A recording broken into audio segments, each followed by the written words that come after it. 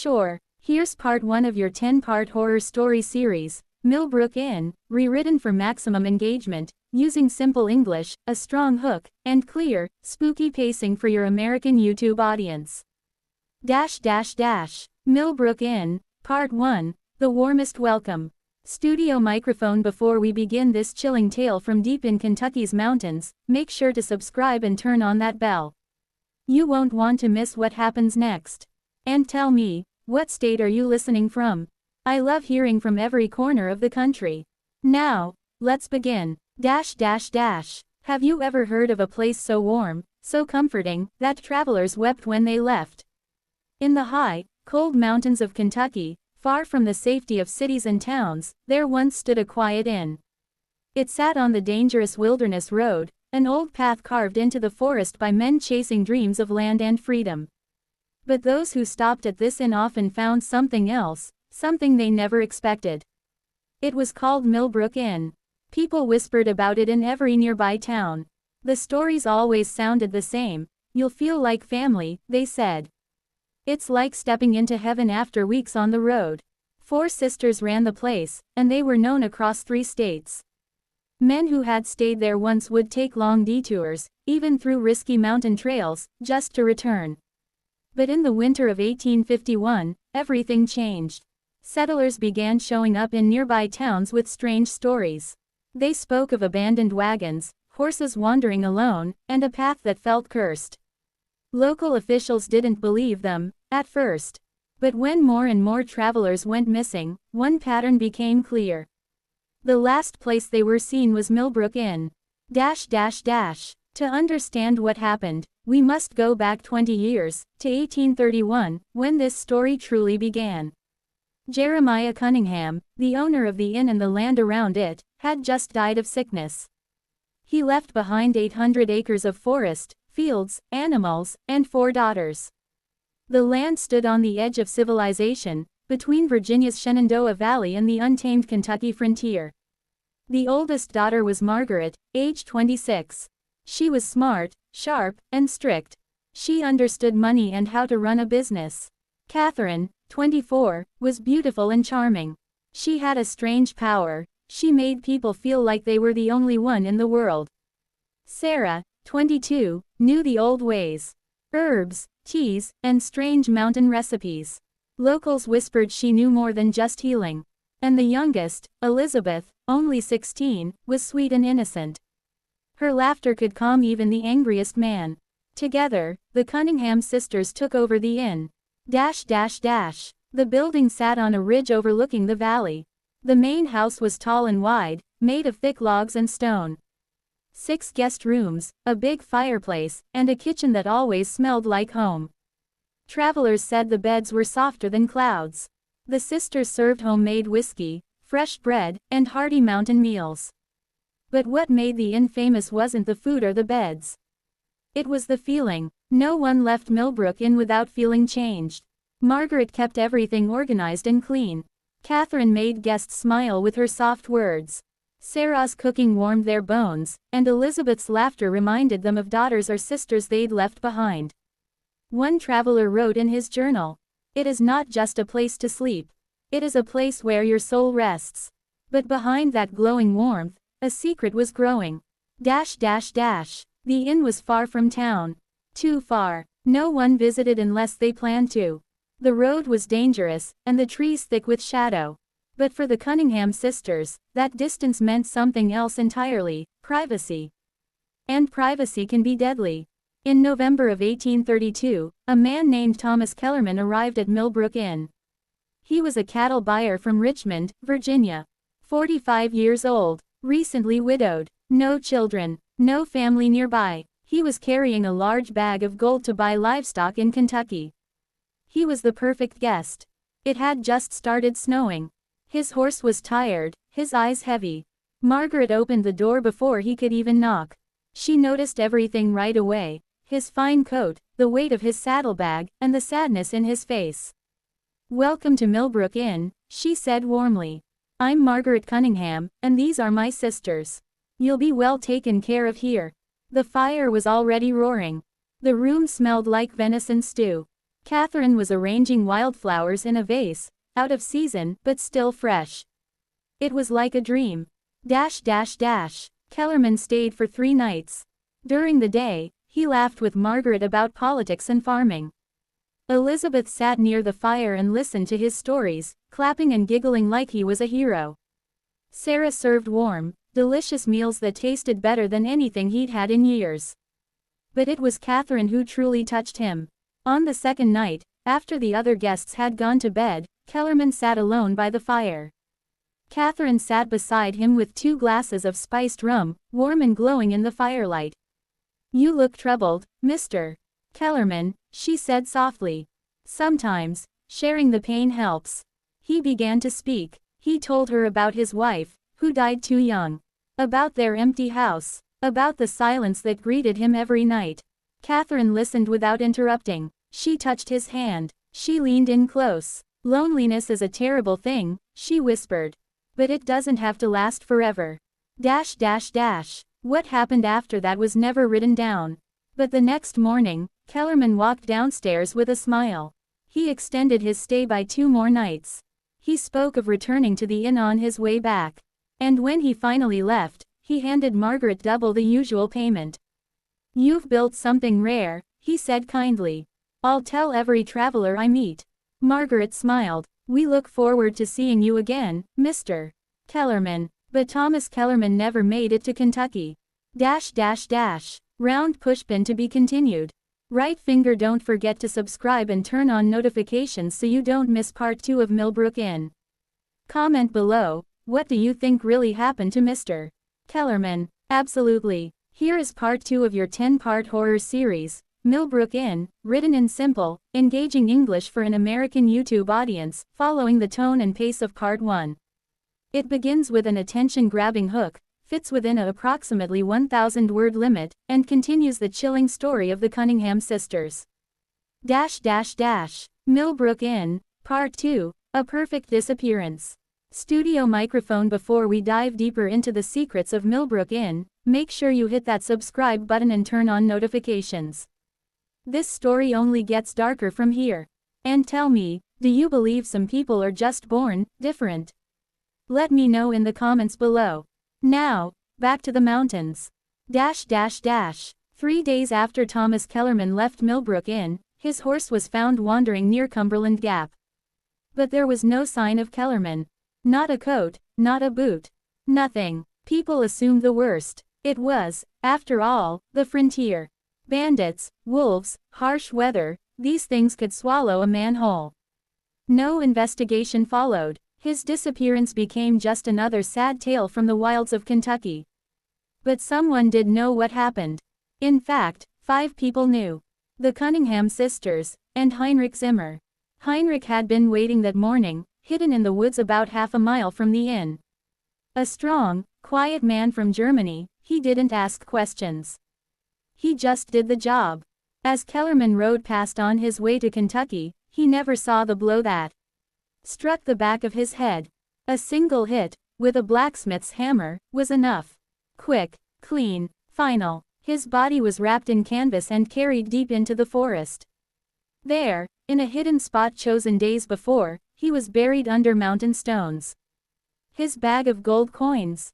That found its way back to the Cunningham sisters. That night, the sisters sat around their kitchen table. They said nothing at first, just stared at the stack of coins. Then Margaret spoke. "This is more than we make in a year." Catherine nodded, still wearing the soft expression she'd used to charm Kellerman. "And he would have given us even more if we asked." Sarah leaned back. There was no struggle, no mess. "We handled it perfectly." Elizabeth, silent until now, whispered, "He won't be missed." Not for weeks. They weren't nervous. They weren't guilty. They were calculating. That night, they realized something more valuable than gold. They could make people disappear. The winter of 1832 was cold, quiet, and filled with planning. Margaret led the way. She developed a checklist for identifying the perfect victim. Traveling alone, carrying money, no close family, no fixed schedule, no one expecting him too soon. Sarah expanded her herbal knowledge. She began studying poisons that mimicked natural illness. Pokeweed could cause stomach pain and fever, just like cholera. Foxglove could trigger heart failure. Water hemlock killed fast and left little trace. Behind the main house, she built a hidden garden. To outsiders, it looked like a simple herb patch. But buried among the thyme and sage were deadly plants with secret uses. Catherine perfected her gift for reading people. She learned to mirror their personalities and desires. Was a guest religious? She'd quote scripture. Was he a reader? She'd talk about books. Lonely? She offered comfort. Grieving? She became the voice of healing. She became exactly what each man needed. Elizabeth's role was softer, but just as important. She stayed innocent, sweet, friendly. Her presence made guests feel safe. She asked questions about their lives, where they were going, who they'd told, how much money they carried. They never suspected a thing. And then there were the Zimmer brothers. Heinrich and Klaus were quiet men. Good with tools, loyal to Margaret, and excellent planners. Klaus had found a series of natural caves behind a rockfall in the forest. These became graves. The mountain's air and minerals sped up decay, hiding every trace of the victims. Personal items were carefully sorted. Coins, watches, jewelry, anything valuable was kept. Items that could identify the victims were either burned or buried deep in a separate location. Finally, there was Ezra Hawthorne, the weathered foreman of the property. Everyone in the area trusted Ezra. His word was law. If someone ever asked, Ezra would say, yes, he stayed here. Left in good health, and no one would question it. By spring of 1833, the operation was ready for its next test. His name was William Fraser. A tobacco merchant from North Carolina, Fraser was 38 years old. Quiet, private, known to travel alone to keep all profits to himself. He was carrying over $500 in silver, a huge amount in those days. He arrived at Millbrook Inn during a heavy April rain. His clothes were soaked. He looked exhausted and cold. But the moment he stepped inside, everything changed. Fireplaces roared with warmth. Elizabeth played soft tunes on the piano. Sarah brought him tea and stew. Margaret made friendly conversation about crops and business. Fraser felt safe. The plan unfolded smoothly. Margaret listened to his business plans and learned about his route. Sarah cooked hearty meals and slipped subtle herbs into his drinks, just enough to keep him off balance. Elizabeth asked about his home life. No wife, no children, no one expecting him for at least 2 weeks. Perfect. And Catherine? She waited. On the third night, Fraser sat alone by the fire, reading a leather book of poetry. Catherine approached. Would you mind reading to me? She asked softly. I never went to school, but I love the sound of beautiful words. Fraser smiled. For 2 hours, he read out loud while Catherine listened, eyes wide, face glowing. When he finished, she gently touched his arm. You have the most beautiful voice I've ever heard. Something broke inside him. The hard shell of loneliness, built over years, began to crack. I've never met anyone like you, he said. Then don't leave, Catherine replied. Stay another day. Let me hear you read again. Fraser agreed, and extended his stay by a week. Each night, Catherine grew closer to him. And each night, Sarah added pokeweed extract to his tea. At first, he felt a little sick, some stomach pain, light dizziness, but he blamed it on travel stress and nerves. His heart had begun to open again, and Catherine made him feel young, seen, and needed. On his final night at the inn, Catherine invited him to dinner. Just the two of them. A candlelit table. Sarah made his favorite meal. The wine was rich, smooth, and laced with water hemlock. William Fraser would never leave Millbrook Inn. And no one would ever find out why. Round pushpin to be continued. Right finger, don't forget to subscribe, share, and come back for part 3 of Millbrook Inn, where the sisters take their game to a chilling new level. Comment below, do you think evil is taught, or born?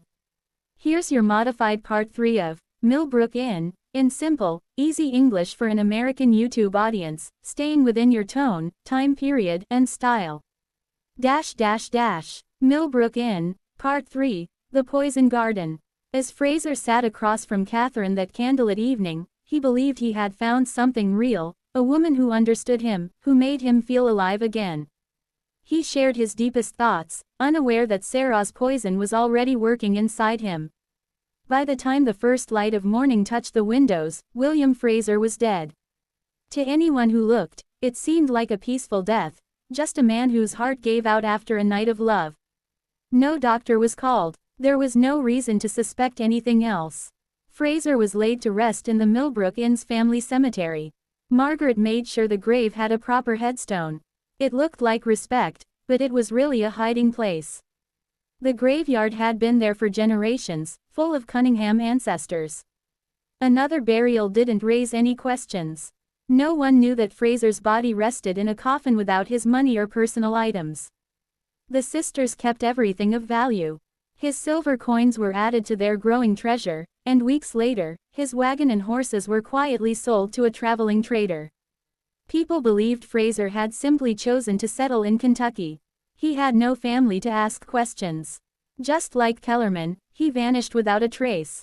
By the end of 1833, the Cunningham sisters had built a method that was nearly perfect.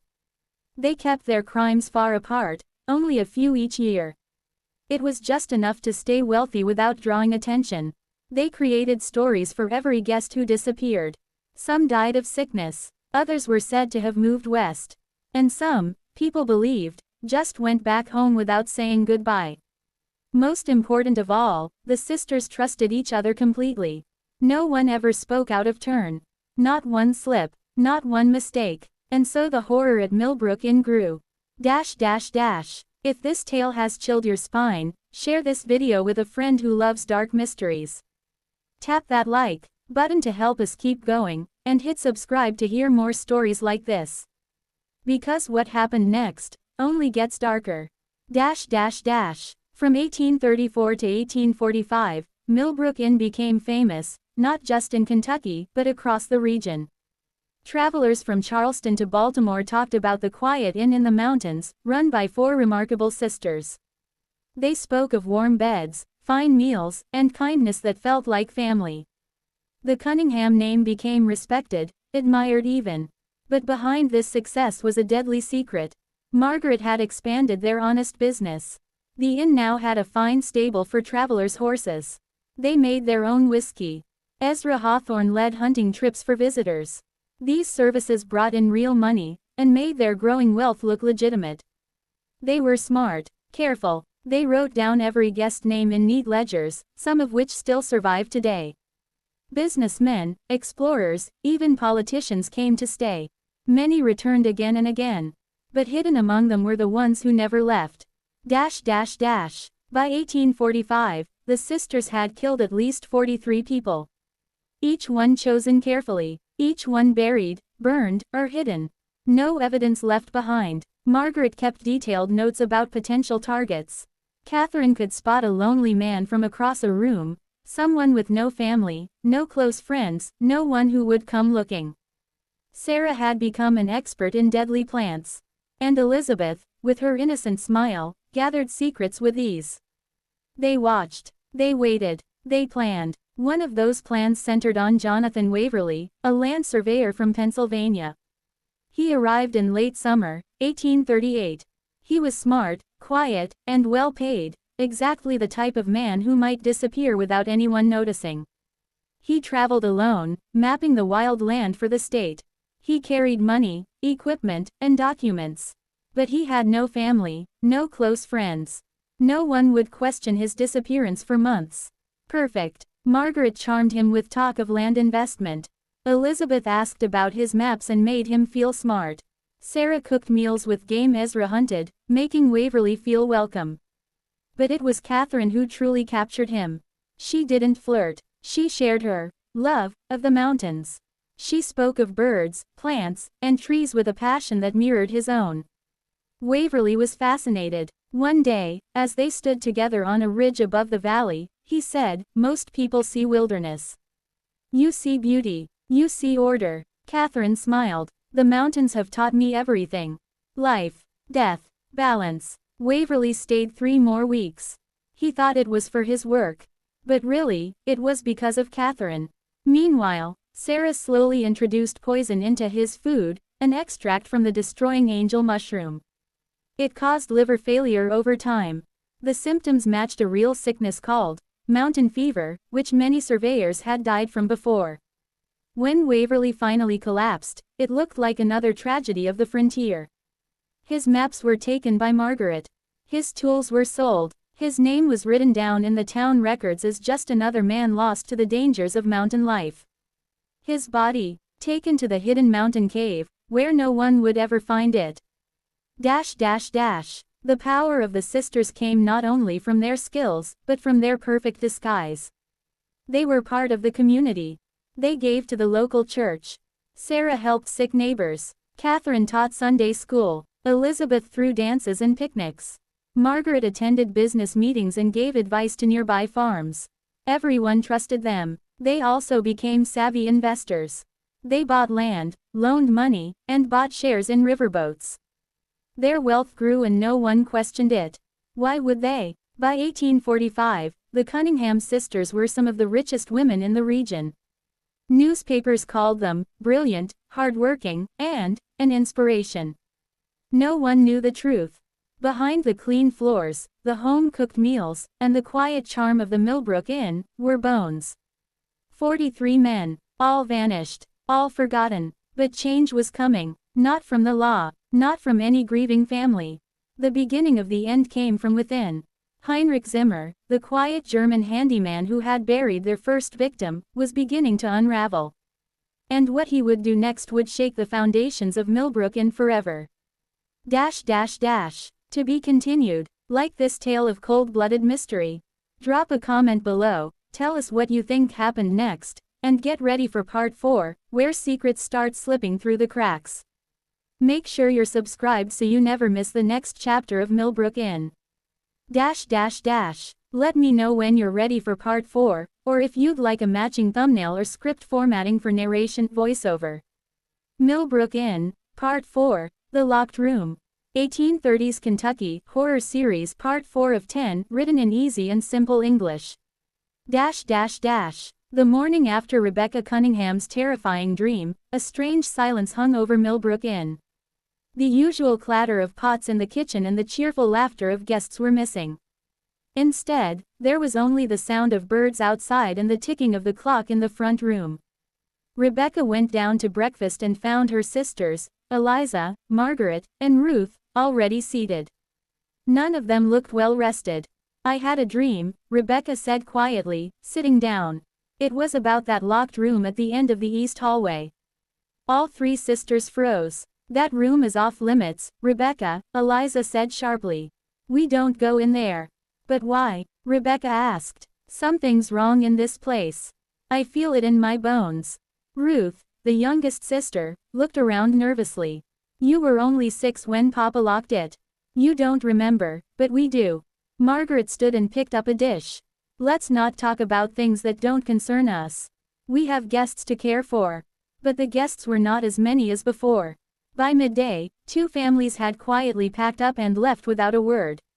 A traveling preacher who had stayed overnight refused breakfast and walked away down the dirt road, clutching his Bible as if something was chasing him. That evening, Rebecca wandered the second floor, her candle casting long shadows on the walls. At the end of the east hallway, she stood before the locked room. The door was made of heavy oak, darker than the others. The doorknob was rusted. She placed her hand on it and felt a cold chill rise up her arm. She backed away and turned around, but not before she heard a whisper. It came from behind the door. "Come back." She ran. Later that night, while the other sisters were asleep, Rebecca lit another candle and went to the attic.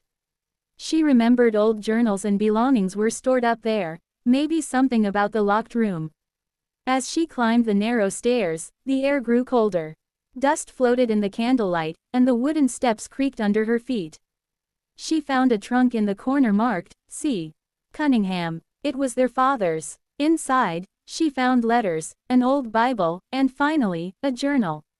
She opened it and read a passage written in shaky handwriting. "Greater than, March 1831 I did what I had to do. The door must stay shut. What lies beneath it belongs to the dark. Eliza must never remember. Rebecca is too young. Margaret saw it and has never been the same.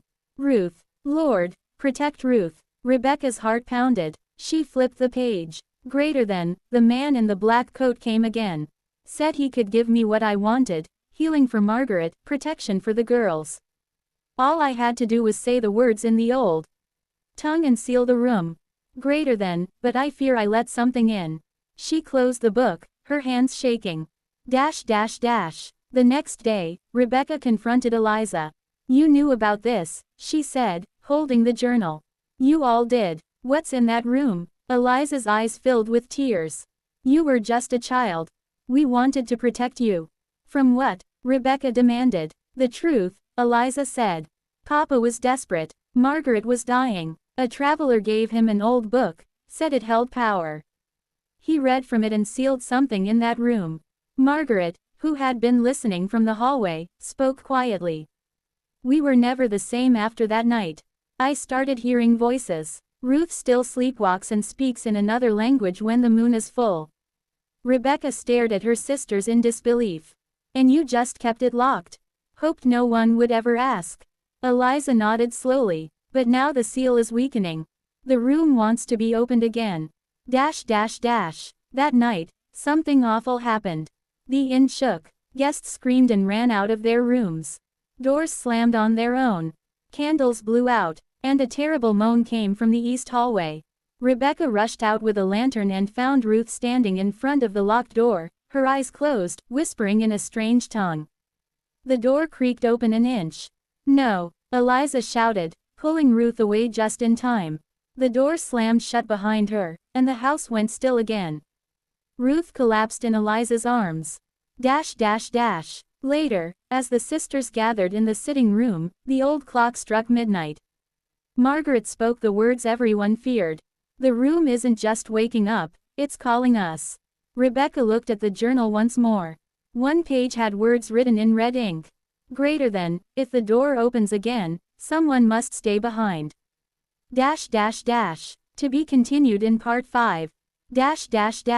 Bell like this story. Don't miss part 5. Push pin subscribe for more horror tales set in haunted American history.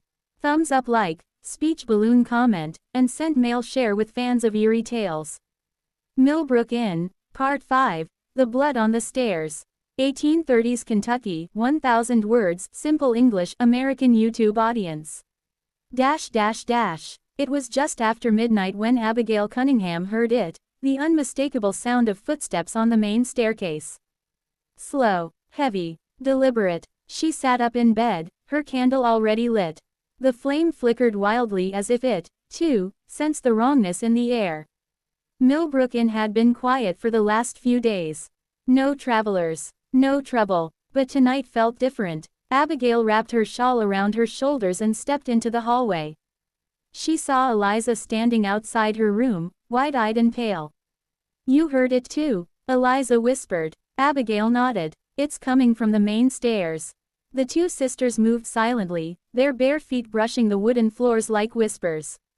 When they reached the landing, they looked down the staircase. At the bottom of the stairs stood Margaret, the youngest Cunningham sister. Her white nightgown was soaked in something dark, something thick.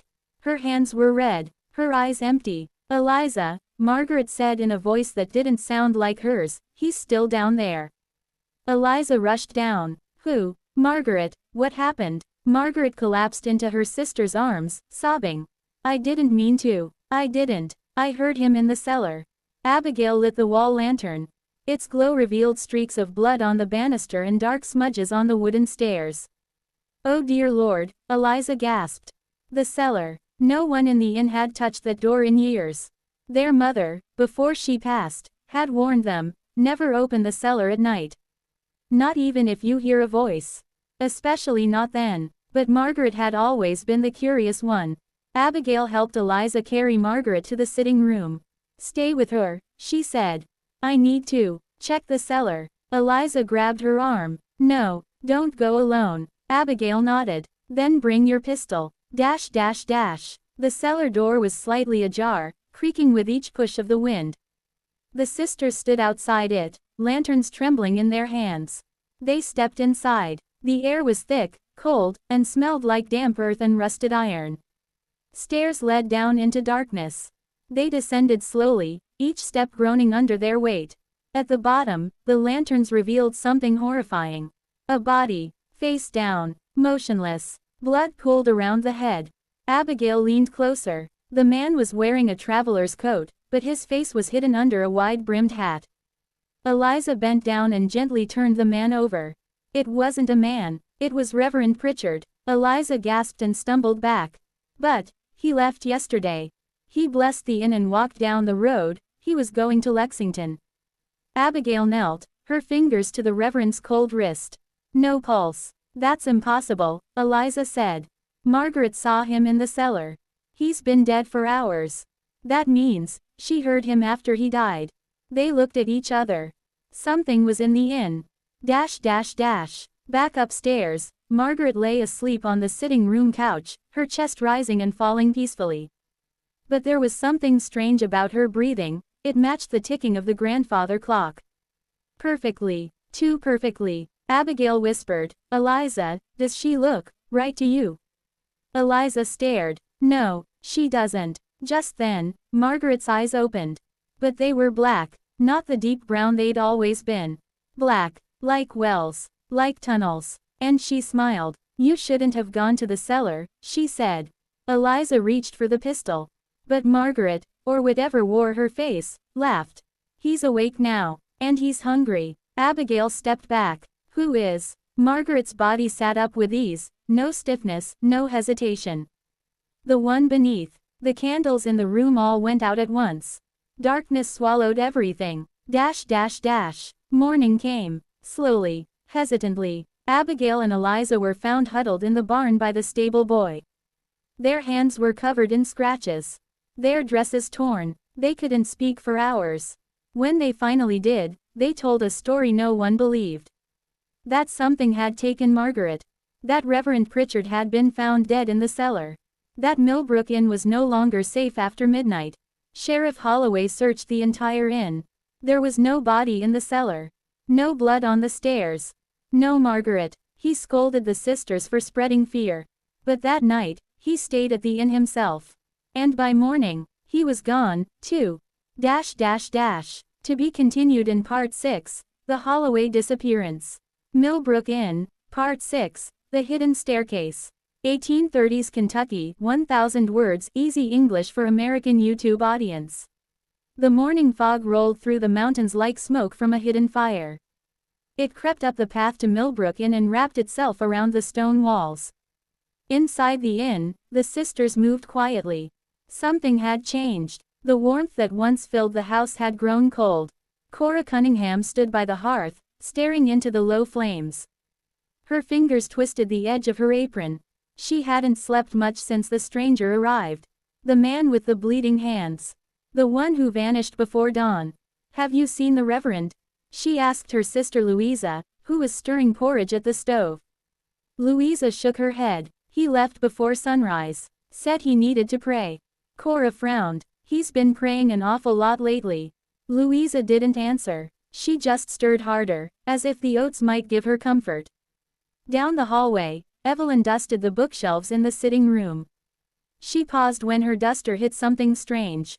A small book tilted forward on the shelf. Evelyn pulled it, and suddenly, a soft click sounded. The wall groaned, and a panel slowly opened. Behind it was darkness. She called out, Cora. Louisa, come here. The sisters ran in, and the three stared into the hidden space. A narrow staircase spiraled downward. The air that escaped was damp and musty. It smelled like earth, stone, and something older, something forgotten. What is this? Cora whispered. Evelyn's voice shook. I've dusted this shelf for 10 years. I never knew it moved. Louisa grabbed a lantern. We need to see where it goes. Cora hesitated. Shouldn't we wait? Shouldn't we tell? No one, Louisa said firmly. We tell no one. The three sisters stepped into the secret stairwell. The door clicked shut behind them, trapping them in silence. Only their footsteps echoed. The stairs led to a tunnel. It stretched out beneath the inn, carved from stone and mud. Strange markings covered the walls, symbols none of them recognized. Some looked like twisted vines. Others like eyes. Louisa raised the lantern higher. "Look," she said. "More of those marks we saw in the woods." Cora's voice trembled. "They were carved into trees. And now this. What does it mean?" They followed the tunnel until it ended in a wooden door. The door was old and heavy, reinforced with iron bolts. Louisa pushed it open slowly. Inside was a round chamber with stone walls. Candles sat in niches, as if someone had once held ceremonies here. At the center was a raised stone table. Chains hung from the ceiling above it. Evelyn stepped back. "This is wrong. This is evil." Cora covered her mouth. "This is beneath our inn." There were old stains on the stone, dark and dried. "Not just dirt," Louisa whispered. "Someone used this room. Not long ago." Suddenly, footsteps echoed above them. They froze. More footsteps. Heavy ones. Coming down the same hidden staircase they'd used. Louisa blew out the lantern. Darkness swallowed them. They crouched low and listened. The door creaked open. A man entered. He held a torch, and his face was clear in the orange light. It was Reverend Hale. He was not alone. Behind him was the constable, the very man who was supposed to keep the town safe. Cora's breath caught in her throat. Reverend Hale approached the stone table and set down his torch. "It must be soon," he said. "The signs are clear. The veil is thinning." The constable nodded. "Tonight, we offer the blood. We open the gate." Cora gripped Evelyn's hand. Evelyn trembled. The Reverend continued, "Millbrook was chosen for a reason. The land is old. The mountain hides many things. But they remember. They've always remembered." Louisa's heart pounded. She understood now. The woods. The dreams. The disappearing travelers. The inn was never just an inn. The constable walked to the corner and opened a wooden chest. Inside were bones, small ones. Children's. Dozens. Evelyn let out a tiny gasp. Too loud. The Reverend froze. "Did you hear that?" The constable grabbed his pistol. "Over there." The torchlight swung toward the sisters. "Run," Louisa shouted. They bolted from the shadows, pushing past the shocked men. Louisa knocked the torch from Hale's hand. Flames licked the floor. Cora screamed. The sisters ran through the tunnel, retracing their steps, feet slipping on damp stone. "Don't let them escape," Hale roared. They reached the stairwell. Evelyn went first, followed by Cora. Louisa brought up the rear, kicking at the steps behind her to slow their pursuers. They burst into the sitting room. "Block the door," Evelyn cried. They pushed a heavy table in front of the hidden panel just as it started to open again. The wood groaned. Hands pushed from behind. But the table held. For now. Louisa locked all the inn's doors. Evelyn ran to the stable and rang the emergency bell, one used only in disasters or fires. Its sharp clang echoed through the valley. Cora stood in the center of the room, shaking. "We need help. Real help." Louisa nodded. "Let the town come. Let them see what's beneath their feet." Outside, dogs howled. The wind picked up. Inside, the sisters waited. But they knew. This was just the beginning. To be continued in Part 7. Millbrook Inn, Part 7, The Hollow-Eyed Man. 1830s Kentucky, 1000 words, simple English horror story series.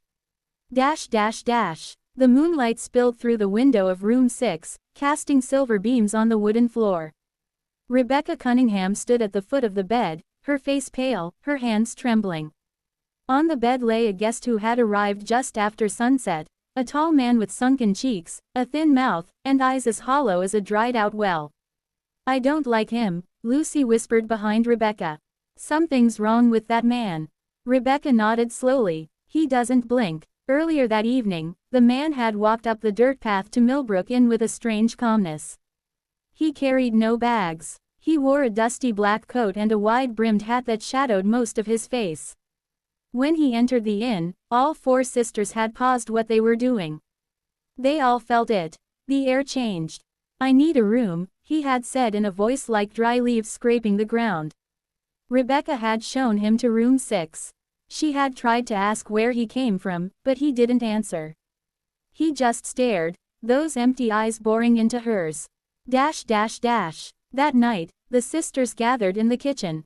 He didn't eat. said Margaret, the eldest. He just sat at the table. Didn't move, didn't speak. Emma shivered. I swear I saw the fire in the hearth go dim when he walked by. Abigail, the youngest, bit her lip. You think he's like the others? They all went silent. It was true, Millbrook Inn had seen many strange guests over the years. Some came in speaking nonsense. Some vanished without a trace. But this man, he felt different. He felt ancient. Later, Margaret crept up the stairs alone. She felt the need to check room 6 one more time. The hallway was dark. The candle she carried flickered wildly, though there was no wind. As she reached the door, she noticed something odd, frost on the handle. In the middle of summer. She touched it, ice cold. She turned the knob and slowly pushed the door open. The room was quiet. The bed was made empty. Her heart skipped. She stepped inside, holding her breath. The closet door creaked. Margaret turned toward it. Hello. No answer. She stepped closer. Then, tap, tap, tap, behind her. She spun around. The man was sitting in the corner now, knees bent, head tilted, staring at her. His mouth was open, but he made no sound. Margaret dropped the candle. Darkness swallowed the room. She didn't scream. When the other sisters came looking, they found room 6 empty. No guest. No Margaret. Only the smell of old dust and a trail of black footprints that led to the woods behind the inn. The next morning, Lucy insisted they search the forest. She wouldn't run away, she said. Something took her. The sisters followed the prints, deeper and deeper into the trees. The birds were silent, even the wind didn't move. Then they found it, an old well, long forgotten, covered in moss and broken branches. The black footprints stopped there. Abigail peered into the dark hole. Nothing. Then, a whisper, so faint it was almost not there. Margaret. They all froze. It was her voice. Help me, please, it's cold. Rebecca grabbed a rope. We're pulling her out, but as she threw the rope down, something else came up. Not Margaret. The man. His hollow eyes stared straight at them as his head slowly rose from the well. No hands. No climbing. Just floating upward, like smoke. The sisters screamed and ran. That night, the inn was locked tight. Doors barred. Windows sealed. But darkness seeped in anyway. The walls creaked. Shadows moved where no light should be. Abigail swore she heard Margaret humming from inside the walls. In her room, Lucy lit every candle she had. She clutched her Bible, whispering prayers. Then, tap tap tap, at her window. She turned. There he was again, the hollow-eyed man, on the second floor, outside her window, smiling. Downstairs, Rebecca and Emma heard her scream. They ran to her room, but it was empty. Only her Bible remained, pages torn and wet with something thick and dark. They were losing each other, one by one. At dawn, Rebecca stood outside the inn. The woods looked peaceful, but she knew better. Something evil had come to Millbrook. And it wasn't done. We have to end this, she said. Emma nodded. But how? Rebecca turned toward the well. We go back. To be continued in part 8. Call to action. If you're gripped by the mystery of Millbrook Inn, don't miss what happens next. Tap subscribe, like, and share this tale of creeping dread and vanishing sisters. Part 8 is coming soon, and it only gets darker from here. Millbrook Inn, Part 8. 1830s Kentucky, Simple English, Horror Series. The night after Mary disappeared, no one at Millbrook Inn slept peacefully. Sarah paced in her room, her candle flickering wildly with each gust of wind. We should have never brought her here, she whispered to herself. Outside her window, the forest groaned and moved, though there was no storm. Meanwhile, Grace sat by the fireplace downstairs, staring at the front door. She hadn't said a word since Mary vanished.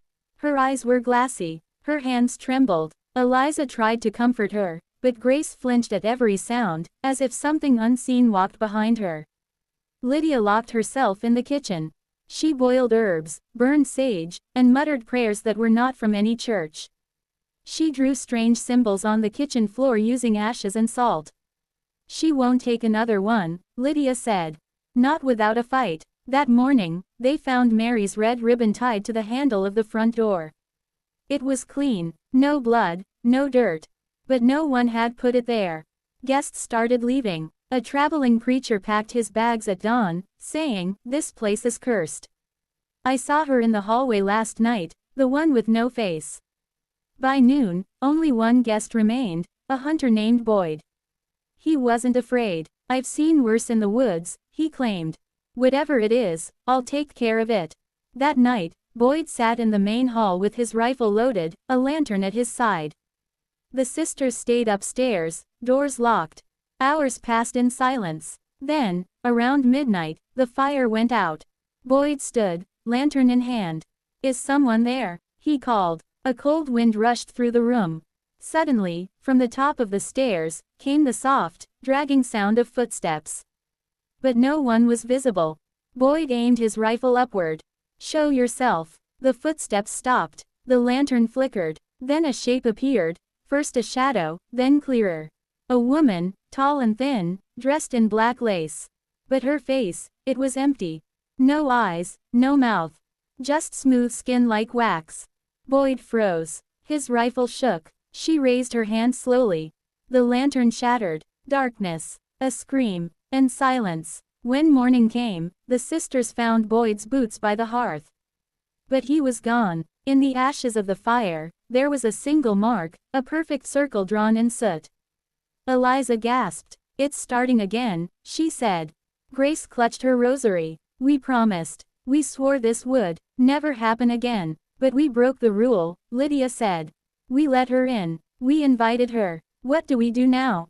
Sarah asked. No one answered. Outside, the wind whistled through the trees. That evening, another traveler arrived. She was a young woman. Pale, soft-spoken. "I'm looking for a place to rest," she said. "My name is Abigail." The sisters exchanged glances. Lydia stepped forward. "I'm sorry," she said firmly. "We're no longer accepting guests." Abigail's eyes turned cold. "But I was expected," she said quietly. Sarah's hand flew to her mouth. Eliza took a step back. Abigail smiled. "You invited me long ago, remember?" Then she walked past them, as if she owned the place. The front door slammed shut on its own. The candles blew out. In the darkness, the sound of soft, dragging footsteps echoed once again. To be continued. Call to action. If you're enjoying the haunting mystery of Millbrook Inn, don't forget to subscribe, like, and share. Part 9 will reveal secrets buried for decades, and you won't want to miss it. Millbrook Inn, Part 9. 1830s Kentucky, Simple English horror series. The sisters stood frozen in the dark. Abigail had vanished into the hallway, though they never heard her footsteps. The front door remained shut, as if nailed by an unseen force. Outside, the wind moaned like a grieving mother. Lydia lit a candle with trembling hands. "She's not a guest," she said. "She's part of the curse." "She's her, isn't she?" Eliza whispered. "The woman we made the deal with." Grace nodded slowly. "The one we tried to forget." Sarah turned toward them, angry and afraid. "Why is she back now?" "We kept our promise. We followed the rules." Lydia shook her head. "No, we didn't. Mary, we let her go into the woods. We didn't stop her." A deep silence followed. They all remembered the rule. Never let a guest walk into the forest after dark. Never. Suddenly, from upstairs, a soft knock echoed through the house. Not on a door, on a mirror. Eliza gasped. The mirror in the east bedroom. They ran up together, hearts pounding. When they entered the room, the mirror stood untouched, yet cold mist clung to its glass. And then, inside the mirror, a hand pressed from the other side. It wasn't their reflection. It was Mary. Her eyes were wide with fear. Her mouth moved, but they couldn't hear her voice. Her fingers beat against the glass, begging to be let out. Sarah stepped forward, but Grace held her back. "It's a trap. That's not her. That's how she gets us." Suddenly, Mary's face twisted into something monstrous. Her skin cracked, her eyes turned black, and her mouth opened unnaturally wide.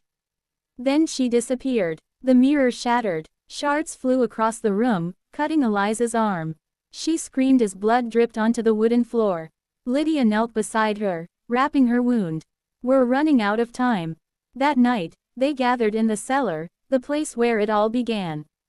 Dusty books, old candles, and symbols drawn in chalk surrounded them. Sarah unwrapped a cloth bundle. Inside was a lock of black hair, tied with red string. "Her token," she whispered. They circled it and began the old chant. "We kept the warmth, we paid the price. Now we call to break the ice. Let the deal be sealed no more. Free the souls behind the door." Suddenly, the flames on the candles went blue.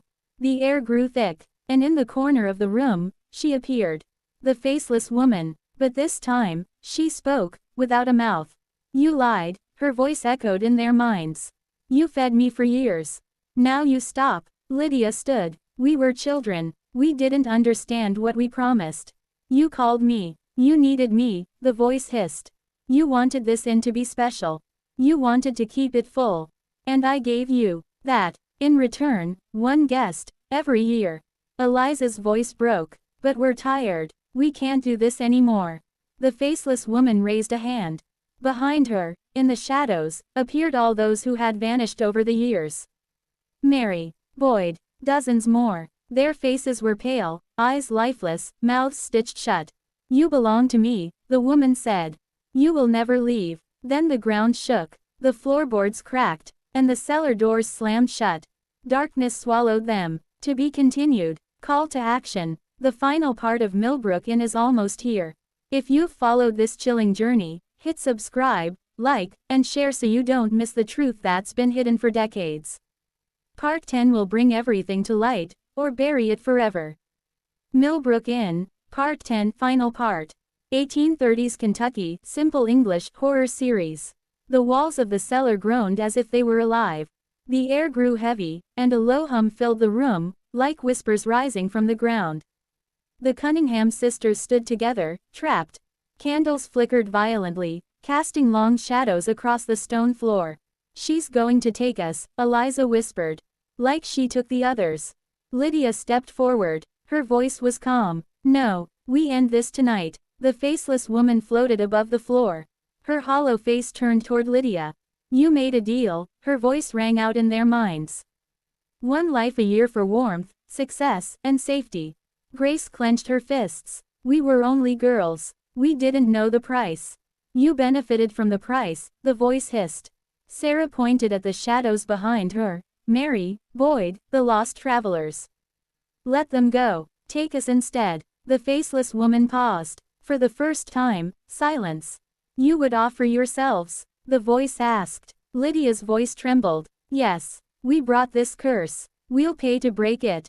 The shadows moved. The spirits of the lost stepped forward, eyes wide, mouths still sewn. One by one, they surrounded the sisters. Then, something changed. A tear fell from Mary's eye. The spirits turned to the faceless woman, not with fear, but with anger. Suddenly, Mary screamed, not with her mouth, but from deep inside the room itself. A sound that shook the walls and shattered every candle. The spirits began to pull away from the woman. She screamed in rage, trying to pull them back. But she was losing control. Lydia stepped into the center of the room and shouted, "By the blood that bound us, and the guilt that feeds you, we break the deal." A sudden blast of wind howled through the cellar. The circle of chalk caught fire. The hair token burned away.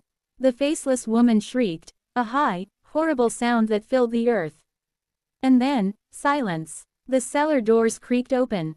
Daylight poured in. The sisters opened their eyes. The woman was gone. The spirits were gone. The air was clear and still. They climbed the stairs and stepped outside. For the first time in years, the forest was silent, not with threat, but with peace. A year later, Millbrook Inn stood quiet, but open. No more strange guests. No more missing people. Just travelers, meals, and honest rest. The sisters never spoke of that night again. But sometimes, on cold evenings, they would sit on the porch together and watch the forest. They never saw the woman again. But they remembered, because deals made in desperation are never truly forgotten. And some warmth comes at too high a price. The end.